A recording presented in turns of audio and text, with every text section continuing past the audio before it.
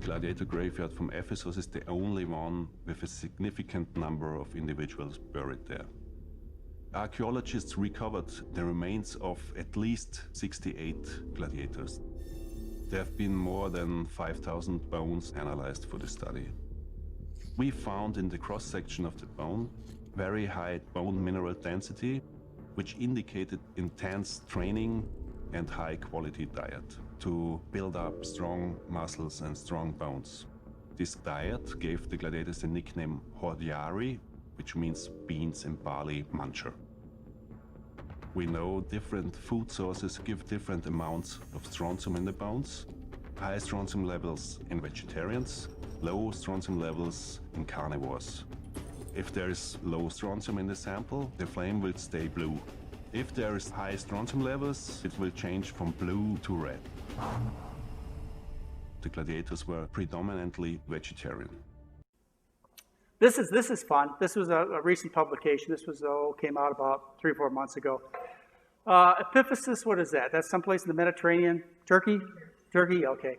Epiphysis, it was a famous place back in the old times for gladiator fights. They had coliseums and so on.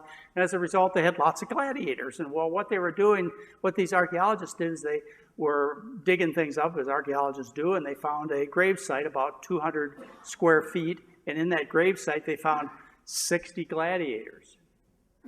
And they analyzed these gladiators. In this case, they looked at the bones of the gladiators, and they looked at the mineral content, and they found they had a low zinc, high strontium content, which indicated that their diet was very, very, very vegetarian. In fact, they called it vegan, the gladiators. And they compared them with people that were buried outside who weren't gladiators, and of course they found their diet was a bit richer. So the guy who did this was kind of interesting. It kind of shows you how far people will go to explain their biases. What this confirmed was something that had been written throughout history. You can find in many stories of gladiators of the past, is that the gladiator lived on barley.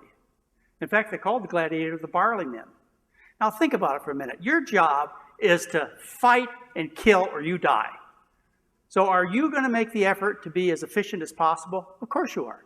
And so the gladiators, they lived on the most efficient fuel that made them the strongest and the best fighters that they could possibly be. So they ate barley. So they're the barley men. Okay, they're the barley men. Everybody knows this. This excavation proved they were barley men. Without a doubt, they were vegans. So what this author did was kind of interesting. He said, he made up this whole story. You can go read it. It's on the internet. He made up this whole story that was kind of interesting. He said, now we have evidence to prove that gladiators were obese. Because they lived on barley. Anybody who eats starch is fat, right? And the reason that they were fat, he explains, is it made a better show. When they got in the Colosseum and they went slicing back and forth with each other, they could cut a big flap of blubber and they could bleed a lot and have lots of blubber hanging out and not die. So it made a better show, and that's why the gladiators ate barley, so they could be fat. That's what he says. And then when they analyzed the bones of these gladiators, they found them to be really, really strong. And he couldn't explain how people would get strong bones without eating dairy, because they were vegans. And so what he went and he did next, and you can read this is just hilarious. What he said next is he said the reason that they had strong bones is because they had this particular habit of eating charred wood and bone ash. Come on. The reason they had strong bones is because they ate a diet of barley. Now, I went looking for fat gladiators. And the best I could do is some mosaics that were done back in those times, and I didn't find any. Well, this guy's a little big, but that's probably mostly muscle. I couldn't find any fat gladiators. So when you have a friend or a relative who goes to the gym and pumps all these big weights and talks about how he or she has to be strong and eat lots of protein, eat whey powders and soy powders and so on, you tell them that's not what the barley men did. I mean, the barley men, the strongest men in historical record, the gladiators, they didn't eat those things.